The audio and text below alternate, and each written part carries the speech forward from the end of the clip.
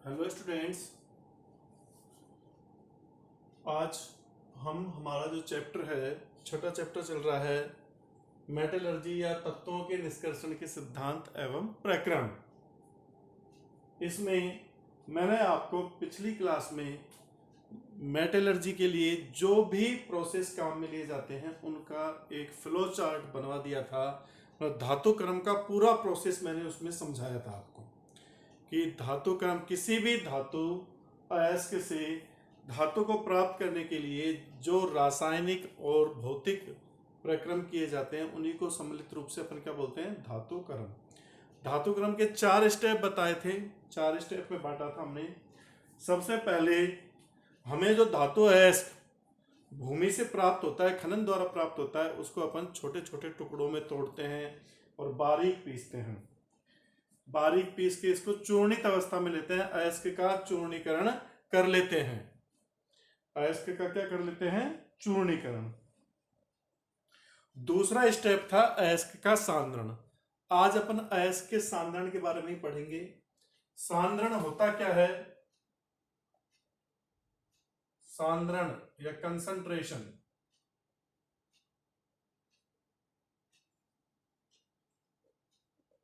Concentration of और का concentration, अयस्क का सांद्रण या प्रसाधन भी बोल देते हैं, अयस्क का प्रसाधन। सांद्रण किसे कहते हैं, आपके जो धातु अयस्क हैं या अयस्क में से अधात्री को अलग करने की प्रक्रिया। भाई जो आपको धातु अयस्क प्राप्त हुआ है उस धातु अयस्क के साथ रेत, मिट्टी, कंकड़, पत्थर आदि अवांछित अशुद्धियां भी उसमें मिली रहती हैं। तो उन अवांछित अशुद्धियों को ही अलग करना, अयस्क से अवांछित अशुद्धियों को अलग करने की प्रक्रिया। अयस्क से अवांछित अशुद्धियों को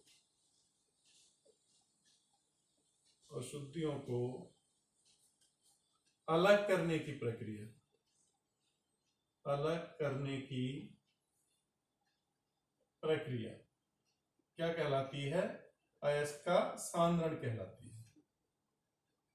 अयस्क का सांद्रण कहलाती है। अयस्क के सांद्रण के लिए हम 4 विधियां काम में लेते हैं मुख्य रूप से अलग अलग अयस्कों के लिए। 4 विधियां कौन कौन सी हैं, गुरुत्वीय पृथक्करण विधि, चुंबकीय पृथक्करण विधि, झाग प्लवन विधि, और एक आपका जो बनता है रासायनिक विधि या निक्षालन। एक क्या बनती है आपकी, रासायनिक विधि या निक्षालन। तो इन चारों को ही आज की क्लास में अपन डिटेल से पढ़ेंगे, अच्छे से पढ़ेंगे। उसमें जो इंपॉर्टेंट क्वेश्चन बनते हैं वो क्वेश्चन भी बताऊंगा, कहां से क्वेश्चन निकलते हैं। पहले अपन सबसे पहले देखते हैं गुरुत्वीय पृथक्करण विधि, जो कि इजीसी है। गुरुत्वीय पृथक्करण,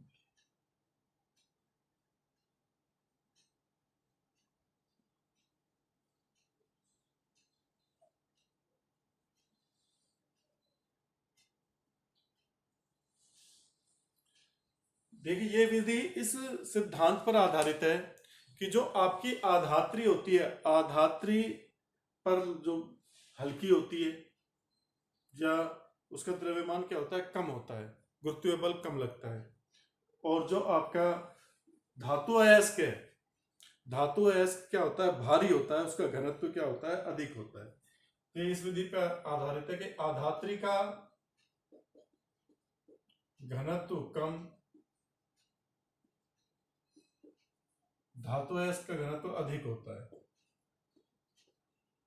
का घनत्व अधिक।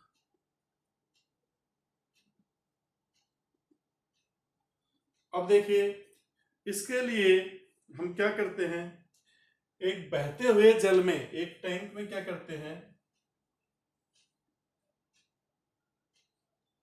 इधर से जल की तेज प्रवाह धारा प्रवाहित करते हैं,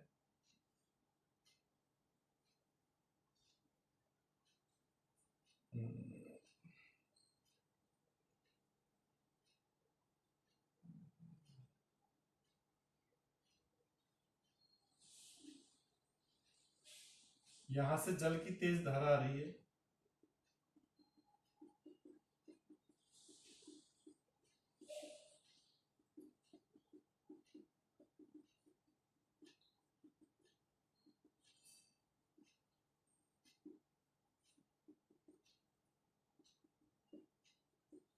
ये यहां से निकल रही है और यहां से आ रही है, और इसमें ऊपर से यहां पर आपका चूर्णित अयस्क है, इसको डाला जाता है, जो आपका चूर्णित अयस्क है।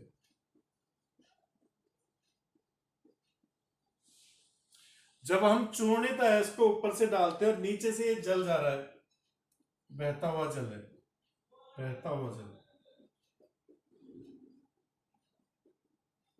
तो होगा क्या, अधात्री का घनत्व कम होता है, द्रव्यमान कम होता है, तो इस कारण से ये अधात्री तो इस जल की धारा के साथ बह जाती है, यहां से निकल जाती है अधात्री, तो अधात्री युक्त जल। और आपके धातु अयस्क का घनत्व अधिक है, तो वो इस जल के साथ बहता नहीं है, बल्कि वो यहां पर नीचे बैठ जाता है। ये आपके धातु अयस्क में जाता है, धातु अयस्क। तो सिंपल सा मेथड है ये। दोनों के घनत्व में अंतर होने के कारण हम बहते हुए जल में पिसे हुए अयस्क को हमारे प्रवाहित करते हैं, जो अधात्रियां रहती हैं हल्की होने के कारण जल के साथ बह जाती हैं, और हमारा भारी जो धातु अयस्क है वो नीचे बैठ जाता है, तो उससे ये अशुद्धियां अलग हो जाती हैं। इससे हम आयरन और टिन के ऑक्साइड और कार्बोनेट अयस्कों का सामना करते हैं इस विधि द्वारा। इनके उदाहरण कौन कौन से हैं? आयरन व टिन के,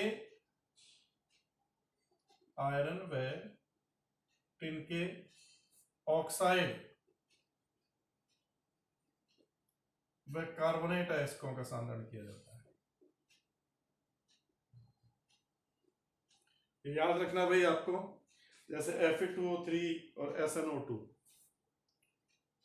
Fe2O3 व SnO2, इनका सामना करते हैं अपन। आपको याद रखना किस विधि द्वारा किस किस धातु अयस्क का सामना किया जाता है। तो गुरुत्वीय पृथक्करण विधि द्वारा किसका सामना किया जाता है? आयरन और टिन के ऑक्साइड व कार्बोनेट अयस्कों का सामना किया जाता है। इसका डायग्राम बना लीजिए आप, स्क्रीनशॉट ले लीजिए इसका। इजी सी मेथड है, इतना इंपॉर्टेंट ये नहीं है, ठीक है ना, ये इतना इंपॉर्टेंट नहीं है।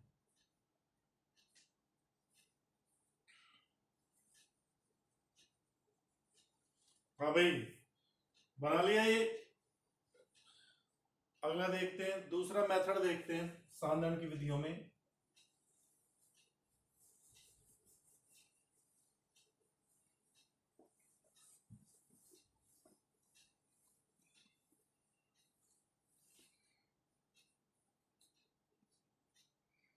दूसरा मेथड आपका आता है चुंबकीय पृथक्करण विधि।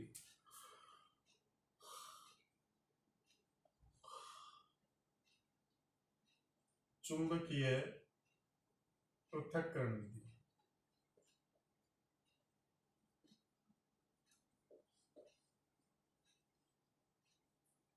इसमें चुंबक के द्वारा पृथक्करण होता है अयस्क, धातु अयस्क व अधात्री का।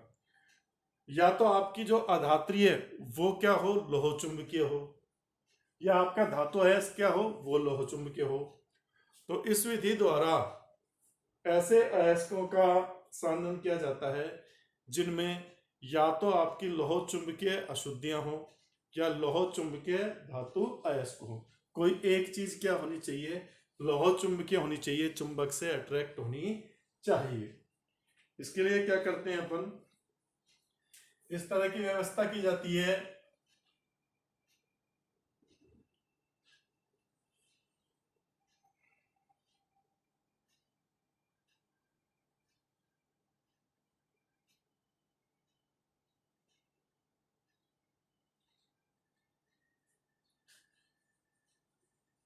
ये पट्टा है जो इन दोनों पहियों पे घूमता है। ये जो पहिया, ये वाला व्हील, ये चुंबकीय रोलर है। ठीक है, इसमें चुंबक लगी हुई है।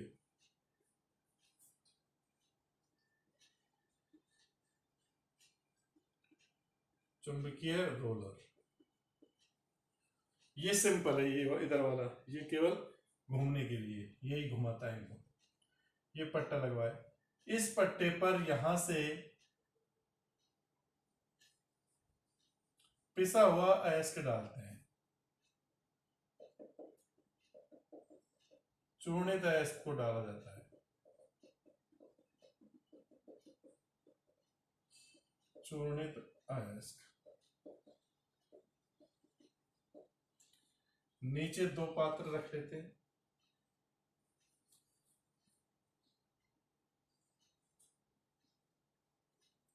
देखिए, इस चूर्णित अयस्क में जो लोह चुंबकीय अशुद्धियां हैं और सिंपल आपका क्या है, अयस्क है। तो जब ये आगे बढ़ेगा, ये रोलर घूमेगा, तो इस चुंबक के कारण, इस व्हील में, इस पहिए में जो चुंबक लगी हुई है, उसके कारण जो लोह चुंबकीय आपकी अशुद्धियां हैं वो तो यहां तक चिपकी रहेंगी इस चुंबक से, और यहां आके छूटेंगी। तो लोह चुंबकीय अशुद्धियां तो यहां इकट्ठी हो जाएंगी आधात्री, और आपका जो अनुचुंबकीय पदार्थ है, वैसा पदार्थ है प्रतिचुंबकीय, वो यहीं पर गिर जाएगा, इधर इकट्ठा हो जाएगा। ठीक है ना। तो चुंबकीय कण तो इधर इकट्ठे हो गए,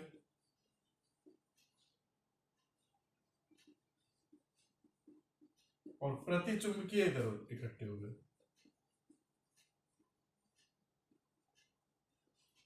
इस तरह से अपन क्या कर देते हैं, इनका सांद्रण कर देते हैं। रेत मिट्टी आदि चुंबक से अट्रैक्ट नहीं होती, तो रेत मिट्टी आदि तो इधर गिर जाएंगी, और जो लोह चुंबकीय है इसका वो इधर आ जाएगा या तो। ठीक है ना। इससे कौन से अयस्कों का सांद्रण, फेरो चुंबकीय अयस्क का सांद्रण किया जाता है। पढ़े थे ना आपने, 3 तरह के पदार्थ पढ़े थे, अनुचुंबकीय, प्रतिचुंबकीय और फेरो चुंबकीय। तो फेरो चुंबकीय पदार्थों का पृथक सांद्रण इसी से किया जाता है। जैसे एक टिन का अयस्क है, टिन स्टोन, याद रखना ये उदाहरण, टिन स्टोन SnO2। इसमें 2 पदार्थ रहते हैं, एक तो आयरन ऑक्साइड और एक वोल्फ्रोमाइड में Fe2O3 व FeWO4, इसको बोलते हैं वोल्फ्रोमाइड माइट। इन दोनों की में Fe2O3 व FeWO4 की अशुद्धियों को दूर किया जाता है इस विधि द्वारा, टिन स्टोन में। तो देखो, टिन स्टोन तो क्या है, अयस्क है। अब ये अयस्क है, तो ये दोनों क्या हो गए, इसमें अशुद्धि के रूप में हो गए। तो इन अशुद्धियों को करने के लिए ये तो इधर गिर जाएंगे, Fe2O3 और FeWO4 तो, और टिन स्टोन है जो इधर आ जाएगा। तो दोनों क्या हो जाएंगे, सेपरेट हो जाएंगे, अलग अलग हो जाएंगे। तो ये आपकी क्या हो गई, चुंबकीय पृथक्करण विधि। इसका स्क्रीनशॉट ले लीजिए।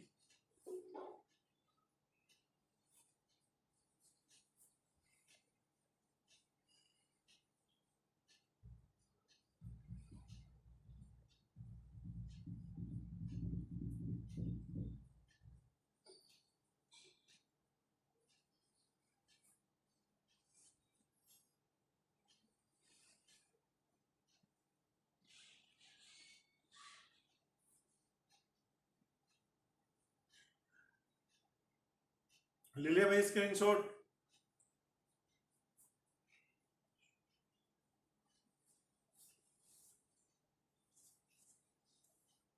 अब तीसरी विधि आती है फ्रोथ फ्लोटिंग मेथड, या झाग प्लवन विधि, फ्रोथ फ्लोटिंग मेथड या झाग प्लवन विधि।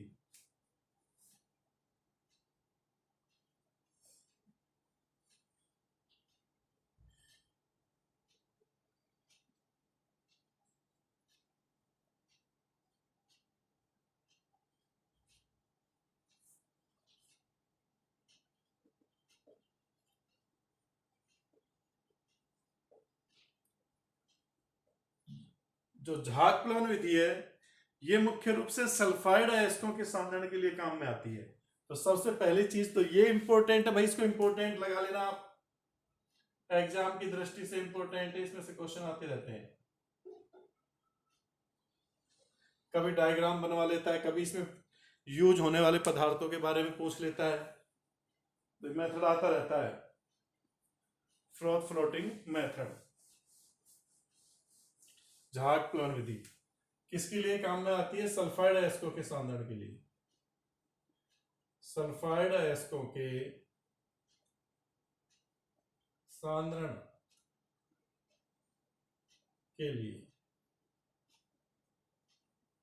काम में आती है। उदाहरण के लिए जैसे कॉपर पायराइटीज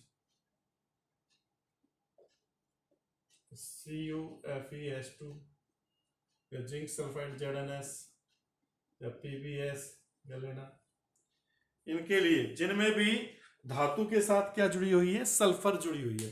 तो सल्फाइड अयस्कों के सांद्रण के लिए यह विधि काम में आती है। और इस विधि का सिद्धांत क्या है? यह विधि इस सिद्धांत पर आधारित है कि सल्फाइड अयस्क तो तेल के द्वारा अधिक तेजी से भीगते हैं। सिद्धांत, इस विधि का जो सिद्धांत है वो क्या है? सल्फाइड अयस्क तो तेल द्वारा भीगते हैं,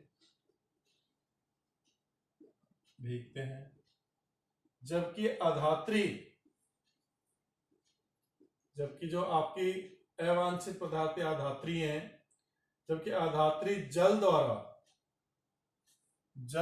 भीगती है,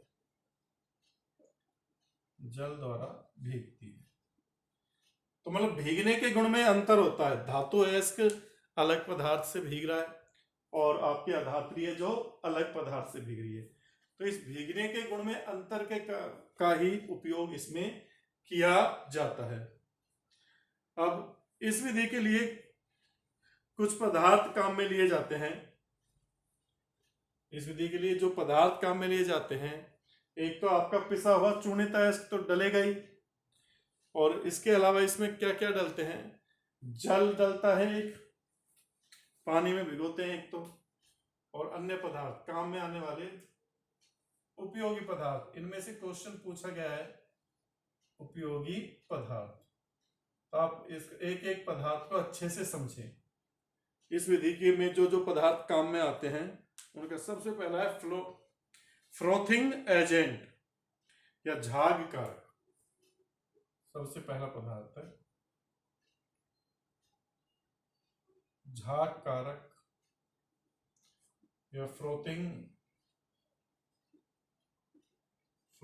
एजेंट।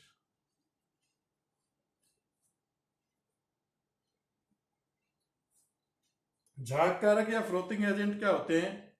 वे पदार्थ जो वायु के बुलबुलों के साथ स्थायी झाग बनाने में सहायता करते हैं। झाग कारक वायु के साथ झाग बनाने वाले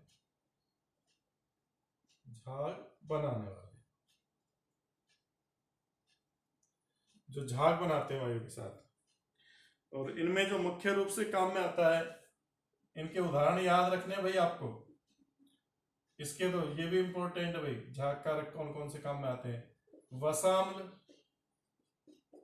फैटी एसिड, वसाम्ल या पाइन या चीड़ का तेल, चीड़ तेल, या यूकेलिप्टस का तेल, नीलगिरी या यूकेलिप्टस, नीलगिरी या यूकेलिप्टिस का तेल।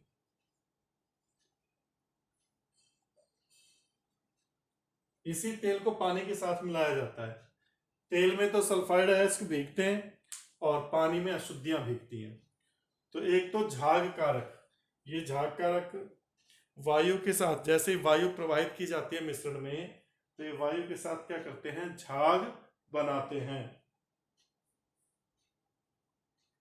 दूसरा पदार्थ आपका काम में लिया जाता है जो, वो है आपका प्लवन कारक। दूसरा पदार्थ कौन सा काम में लिया जाता है, प्लवन कारक, या इनको संग्राहक भी बोलते हैं। प्लवन कारक या संग्राहक, कलेक्टर्स, फ्लोटेशन एजेंट या कलेक्टर्स, इनको संग्राही या सेलेक्टर, कलेक्टर भी बोलते हैं। प्लवन कारक क्या होते हैं, जो सल्फाइड कणों को जल प्रतिकर्षी बनाते हैं, जिसके कारण ये जल पर तैर सके। प्लवन कारक जो सल्फाइड कणों को जल प्रतिकर्षी बनाते हैं। जल से प्रतिकर्षी होगा तो वो जल के ऊपर तैरेगा, तेल के साथ भीगेगा, झाग के साथ ऊपर चला जाएगा। सी बनाते हैं जिससे जल में तैर सके, जल प्रतिकर्षी बनाने के काम में आते हैं। और इसमें सोडियम एथिल जैंथेट, इसका उदाहरण प्लवन कारक का कई बार पूछा जा चुका है। ये भी इसका उदाहरण सोडियम एथिल जैंथेट।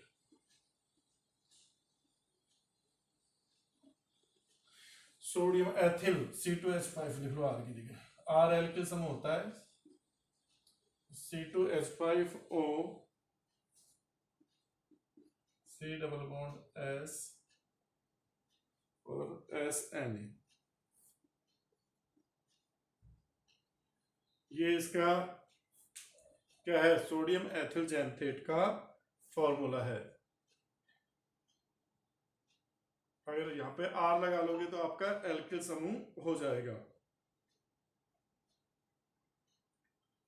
इसके बाद जो तीसरा पदार्थ काम में लिया जाता है वो फेन स्थायी कारक। तीसरा पदार्थ कौन सा काम में लेते हैं, फेन स्थायी कारक।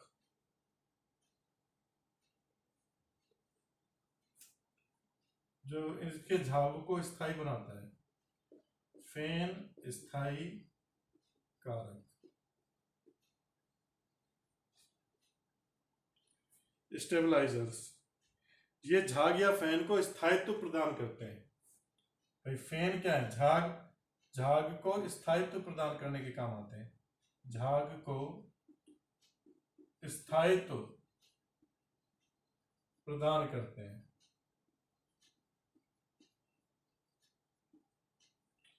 झाग को स्थायित्व प्रदान करते हैं, इनका जो उदाहरण है वो क्रिसोल या एनिलीन। उदाहरण इनके कौन कौन से हैं, क्रिसोल व एनिलीन। ये आपके फेन स्थायी कारक के उदाहरण हो गए। फिर चौथा जो पदार्थ इसमें काम में लिया जाता है वो है सक्रिय कारक, एक्टिवेटर्स, जो संग्राहकों की सहायता करते हैं। सक्रिय कारक, सक्रिय कारक, ये संग्राहकों की हेल्प करते हैं।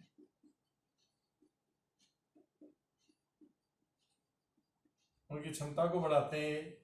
जैसे कॉपर सल्फेट प्लवन क्षमता में वृद्धि करते हैं सल्फाइड कणों की। इसका उदाहरण है कॉपर सल्फेट। इनके ये एग्जाम्पल याद रखने भाई आ सकता है क्वेश्चन। सक्रिय कारक, झाग प्लवन विधि में सक्रिय कारक के रूप में कौन काम में लिया जाता है, कॉपर सल्फेट। फेन स्थायी कारक के रूप में या झाग का स्थायित्व बढ़ाने के लिए किसको काम में लिया जाता है, क्रिसोल और एनिलीन को। प्लवन कारक के रूप में कौन काम में आता है, सोडियम एथिल जैंथेट। झाग कारक कौन है, चीड़ का तेल या यूकेलिप्टिस का तेल। इजी से एग्जांपल ये याद रखने में से क्वेश्चन निकले हैं छोटे। और एक और पदार्थ रहता है अवनमक या डिप्रेसर। अवनमक या डिप्रेसर, ये सबसे अपोजिट है। ये चारों तो हेल्प कर रहे थे सल्फाइड अयस्कों को जल में भीगने से रोक रहे थे और ऊपर तेल में भिगो के ऊपर झागों में ले जा रहे थे। अवनमक या डिप्रेसर क्या करता है, ये झाग या फैन को कम करने के लिए प्रयोग किया जाता है। ये झाग या फैन को कम करने के लिए झाग या फैन को कम करने के लिए प्रयुक्त। या ये क्या करता है, सल्फाइड अयस्क को पानी में भिगोता है, उल्टा काम कर रहा है। ये सब तो सल्फाइड अयस्क को तेल में भिगोने के लिए हेल्प कर रहे हैं, ये सल्फाइड अयस्क को पानी में भिगोने में सहायता करता है, झाग में नहीं जाने देता। और इसके जो एग्जाम्पल है वो आपके एक तो सोडियम साइनाइड NaCl और एक सोडियम कार्बोनेट Na2CO3। तो आपको ये याद रखने हैं भाई, ये पांचों इस विधि में काम में आने वाले पदार्थ है। इंपॉर्टेंट मेथड है, सल्फाइड अयस्कों के लिए प्रयुक्त किया जाता है। और ये किस सिद्धांत पर आधारित है कि अयस्क और आधात्री के भीगने के गुण में अंतर पर आधारित है। अयस्क तो तेल द्वारा, सल्फाइड अयस्क जो तेल द्वारा भीगता है और आधात्री जो होती है वो जल के द्वारा भीगती है। तो इस चीज पर ये क्या है, आधारित है। इसमें जो जो पदार्थ काम में लिए जाते हैं वो कौन कौन से, झाग कारक, प्लवन कारक, फेन स्थायी कारक, सक्रिय कारक और अवनमक या डिप्रेसर। झाग कारक जो झाग बनाएगा जल में वायु के साथ मिलकर, इसमें अपन वसा अम्ल या चीड़ का तेल या नीलगिरी का तेल काम में लेते हैं, यूकेलिप्टस का। प्लवन कारक के रूप में सोडियम एथिल जैंथेट को काम में लिया जाता है, C2H5O C double bond S S Na। फेन स्थायी कारक के रूप में क्रिसोल और एनिलीन काम में आता है, ये झाग का स्थायित्व बढ़ाते हैं। सक्रिय कारक ये संग्राहक या प्लवन कारक की सहायता करते हैं, संग्राहक या प्लवन कारक की सहायता करते हैं। जैसे उदाहरण कॉपर सल्फेट, कॉपर सल्फेट इसका क्या है, एग्जाम्पल है। और अवनमक या डिप्रेसर जो झाग या फैन को कम करते हैं, उल्टा वर्क करते हैं। ये सल्फाइड अयस्कों को झाग में नहीं भीगने देते, तेल में नहीं भीगने देते, बल्कि जल में भिगोने के लिए हेल्प में लिए जाते हैं। ये भी एक विशेष मेथड में काम आते हैं, NaCN और Na2CO3। इनका स्क्रीनशॉट ले लीजिए, फिर मैं आगे की अपन चलेंगे आगे इस विधि में।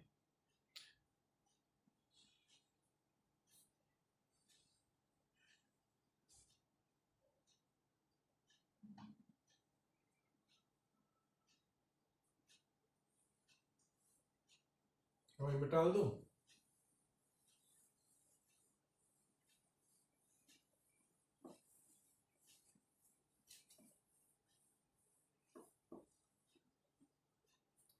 अब देखो इस विधि में क्या किया जाता है, एक बड़े से टैंक में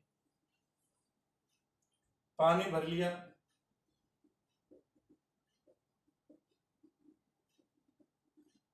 और उसमें चूर्णित अयस्क मिला देते हैं।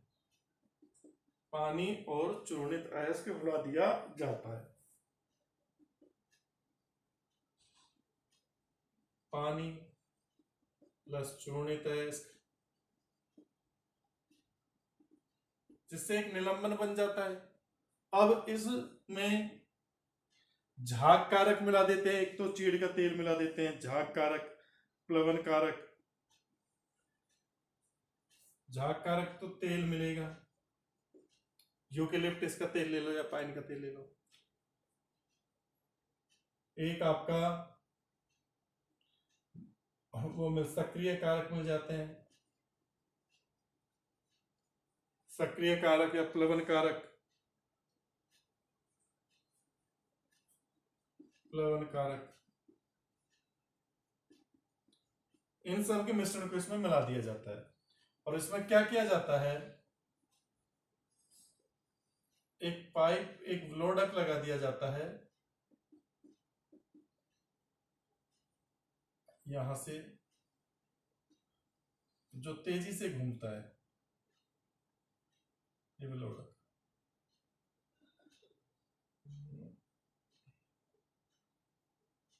इसमें घूमने की व्यवस्था, ब्लोडक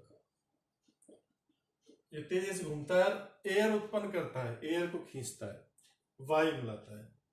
जब ये तेजी से घूमेगा तो इसमें जो तेल है, अपन ने इसमें जो तेल मिलाया चीड़ का तेल, वो क्या करेगा, वायु के साथ मिलकर झाग बनाएगा, और उस झाग में आपके जो सल्फाइड है इसके, वो उस झाग के साथ ऊपर उठेंगे, ये झाग बन जाएंगे। इन झागों में क्या चिपके हुए हैं, आपके सल्फाइड आयस के कण।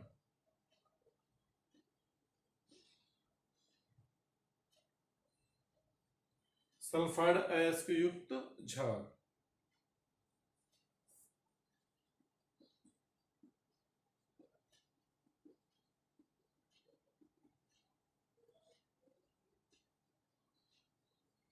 झाग युक्त सल्फाइड अयस्क इसमें आ जाते हैं, और जो आपकी आधात्री रहती है वो इस पानी में भीगती है और नीचे बैठ जाती है, पानी में भीगकर निलंबन रहता है। तो आधात्री, आधात्री तो पानी में भीगकर नीचे बैठ गई, और जो सल्फाइड अयस्क थे, सल्फाइड अयस्क के कण, वो इन झागों के साथ ऊपर आ गए। इन झागों को अलग कर लिया जाता है, दूसरे टैंक में ले लिया जाता है, तो अशुद्धियां तो इसी टैंक में रह जाती हैं, सल्फाइड अयस्क जो दूसरे टैंक में इकट्ठा हो जाता है। ये आपकी क्या हो गई, झाग प्लवन विधि हो गई। और कभी कभी इस विधि का एक तो इसी में उपयोग है, कभी कभी हमें इस विधि का उपयोग वहां पर भी करते हैं जहां पर दो सल्फाइड अयस्क मिले होते हैं। दो सल्फाइड अयस्कों को पृथक करने के लिए भी इस विधि का उपयोग किया जाता है।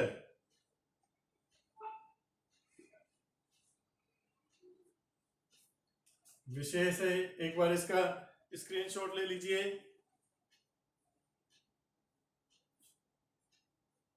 इस विधि का देखिए, इस चैप्टर में एक तो डायग्राम बहुत है, और हर डायग्राम आपको बनाना है, कोई सा भी डायग्राम आ सकता है, ठीक है ना।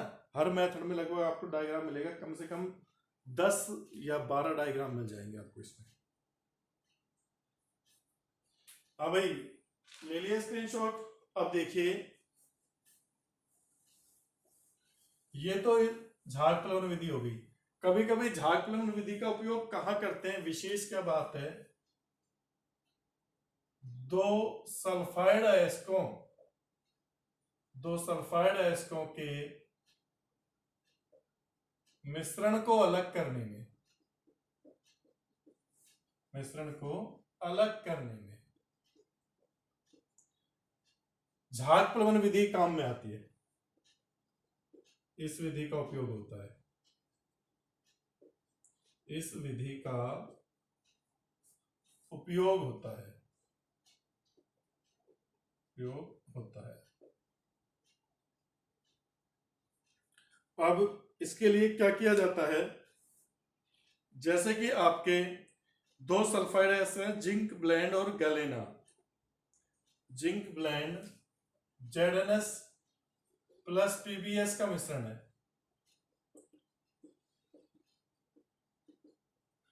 तो हम क्या करते हैं, झाग प्लवन विधि का उपयोग करते हैं, लेकिन इसमें अवनमक भी डाल देते हैं।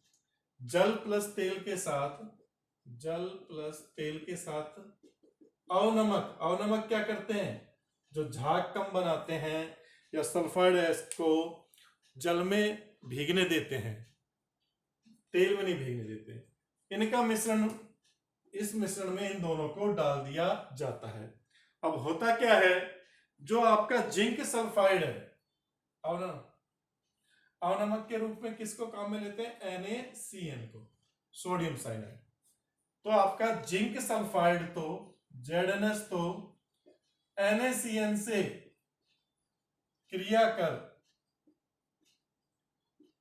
संकुल यौगिक बनाता है, संकुल यौगिक Na2 ZnCN4 ये संकुल यौगिक बनाता है। और संकुल यौगिक जल में विलय होते हैं, जो जल में विलय होता है या जो जल में भीगता है, तो ये तो जल में रह जाता है। ZnS तो किस में रह जाता है? जल में। जबकि जो आपका गलेना है PbS, galena PbS lead sulphide तेल में भीगता है, अतः झाग के साथ ऊपर आ जाता है, ऊपर आ जाता है। तो दो सल्फाइड अयस्कों के मिश्रण को पृथक करने में भी ये विधि काम में आती है, लेकिन उसके लिए अपन को अवनमक काम में लेने पड़ते हैं। ये आपकी क्या हो गई? झाग प्लवन विधि हो गई। झाग प्लवन विधि सल्फाइड अयस्कों के लिए प्रयुक्त होती है। ये अयस्क और आधात्री के भीगने के गुण में अंतर पर आधारित है। इसमें कई पदार्थ काम में लिए जाते हैं: झाग कारक, प्लवन कारक, सक्रिय कारक, फेन स्थायी कारक और अवनमक। ये पांचों पदार्थ काम में लिए जाते हैं, इनको ध्यान में रखना है। और ये विधि सल्फाइड अयस्कों के मिश्रण को अलग करने के लिए भी काम में आती है। ठीक है ना? किस प्रकार से आती है ये मैंने उदाहरण बता दिए। ये दोनों ही सल्फाइड अयस्क हैं, इन दोनों का ही अलग करती है ये विधि। तो ये आपके सांद्रण की 3 विधियां आज की क्लास में मैंने आपको पढ़ा दी: गुरुत्वीय पृथक्करण, चुंबकीय पृथक्करण और झाग प्लवन विधि। एक रासायनिक विधि या निक्षालन बची है, वो भी बड़ी है, उसको अपन अगली क्लास में देखेंगे, रासायनिक विधि या निक्षालन विधि। तो फिर उस सांद्रण की स्टेप है ये खत्म हो जाएंगे हमारे।